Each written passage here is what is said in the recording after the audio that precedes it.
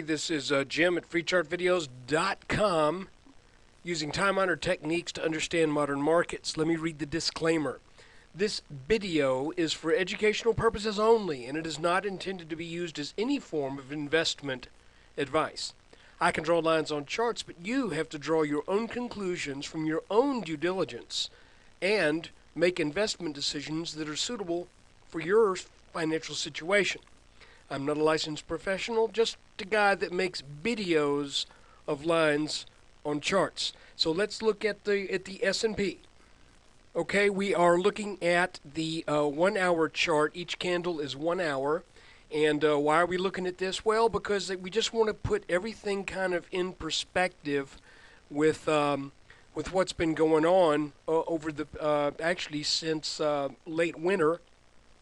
We had this high in February back at about 1344, and then we kind of came off that high pretty violently, losing a quick 100 and I'm sorry. What am I talking about? That was the flash crash. Anyway, lost pretty good bit of ground pretty quickly. The total loss from the top here to the bottom was about 94. Was that about it? About 95, 94, 95 points off the S&P. But the important thing is here to see that we made an inverse head and shoulders pattern. We identified this as the neckline of the pattern, this purple line. And you remember when we made this little move up, and I guess I'm tooting my horn here, but I made the comment that this channel that this was in was looking kind of wedgy, and since it was looking kind of wedgy, I wouldn't expect it to last much longer. And lo and behold, after hitting about 1370, it broke the bottom of this wedge and started to sell back into a fairly reasonably well-defined channel that had been working for the past 3 days. Let me get rid of these wedge lines. That's history. You know, we knew that was going to happen. Now the question is this pattern going to do what most head and shoulders patterns do, and that is after they break out, they pull back to the neckline, and then they take back off again? That really is the question, because if it is going to do that, then the S&P would be primed at this point for a substantial gain from roughly the 1340s where we are now, a gain of 85 to 90 points to the 1420s, or even as high as 1430 as a minimum target from this pattern. Now, let's take a look at what actually happened today. And again, I'm going to, when I'm wrong, I hope I'm as honest about it as when I'm right. Okay, and I mean that, because I'm gonna get things wrong from time to time. But when we had that little bump up yesterday at the end of the day, if you listen to yesterday's video, I was saying, that's out of this little channel, but I don't think that's at all trustworthy. I just think that's end-of-day jitters on some shorts, maybe or maybe some overly optimistic longs. But I'm not really thinking that's going to necessarily hold. I said if we get up and we tag this line, then I would think we would come back for a back test of this, then go up. But that really doesn't reach that 1344 mark that I had as being a back test on the neckline. So what happened? Well, we opened up just a little bit underneath this, then immediately the markets got slammed down pretty hard, and we got taken down to that neckline, even a little bit below.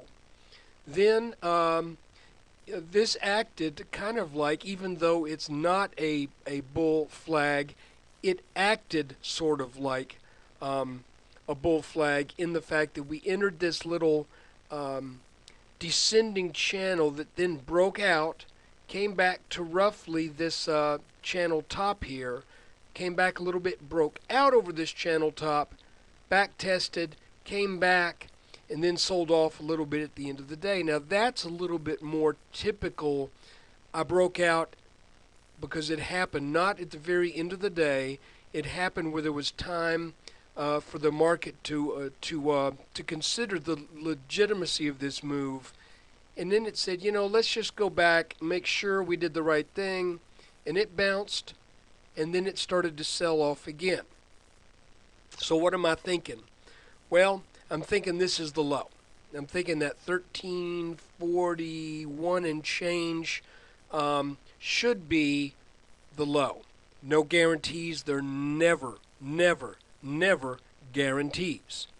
But I'm thinking maybe tomorrow another test of this, and then we should move up, or we could go up straight away. You know, it could go either way. You don't know until it happens.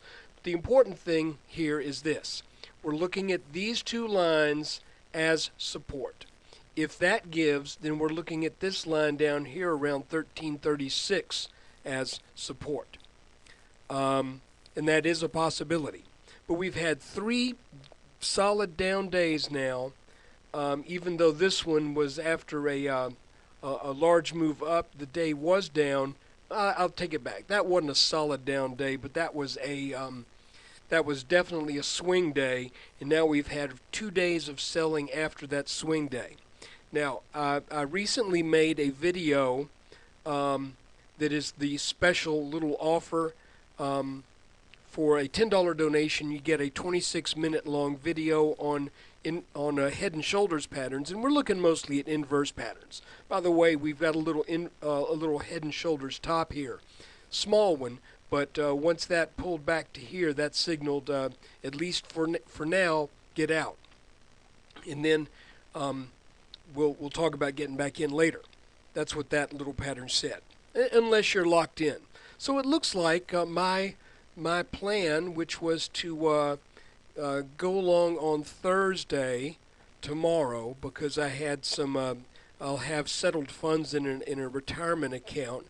It looks like that's probably going to work out. And I went ahead and bought some things down here near the day's lows too. Actually, right here on that first, almost that first tag of this green line. Right when we were about 1345, I bought some S&P index ETF, the leveraged one. So anyway, let's do this.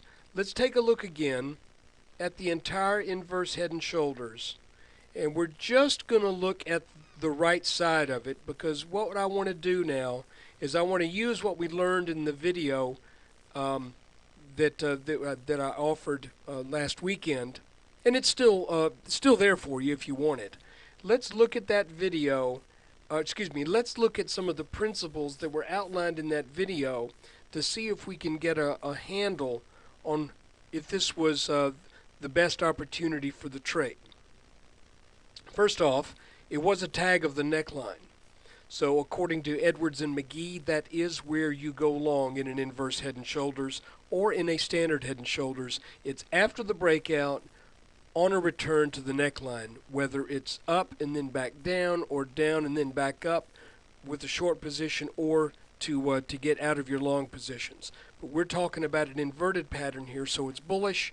So we're looking to buy at this point.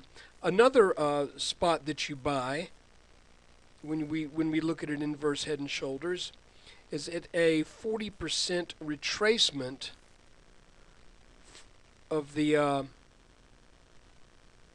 from the bottom of the right shoulder.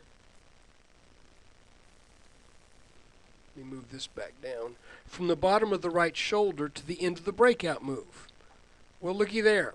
That's a 38.2 fib retracement exactly.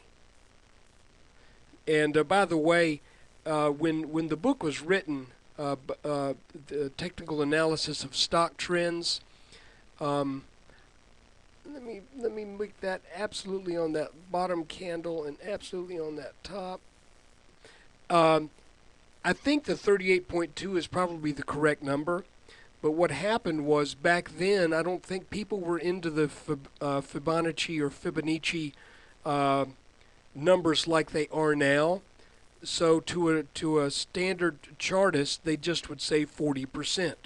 So that 38.2 is very close. But look at where that ended up bouncing: 38.2 or 40%. The other spot we would look to buy on an inverse head and shoulders, this pattern does not qualify for, because that would be buying on a touch of the trend line that extends from the bottom of the head to the bottom of the right shoulder. But obviously, we're going to reach these other two marks before we ever get to this line here.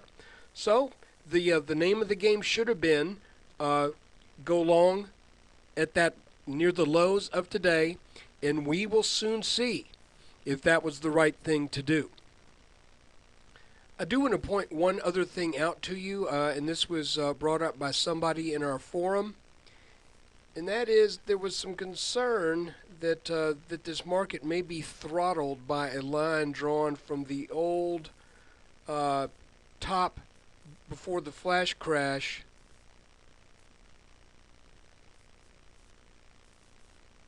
in this top right here.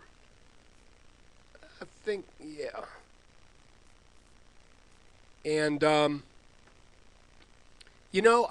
don't know right now that that I would worry so much about that. At least I think that was the line they were talking about. It sure seems to be one that we could keep our eyes on.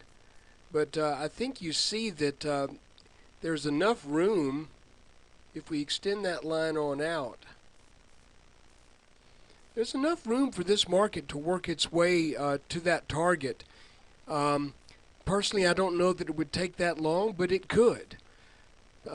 So anyway, for right now, we're just playing this pattern for what it's worth, and let's see if this line has some influence. It may or may not. And that is today's S&P update on May 4th, 2011. Hey, look, if you've enjoyed this video, I'd appreciate it if you would come and spend a little time at freechartvideos.com. We're trying to put together a community of objective, well, not everybody's objective, and I've got one person in mind, but we're trying to put together a community of objective, intelligent discussion on the topic of trading. And we got some good guys there, but we just need a little bit more growth. And if you enjoy this video, you can help support me by supporting that forum, by your web traffic, and by your occasional contribution, and then you get the video for a gift. Hey, take care. There'll be another S&P update after the close tomorrow.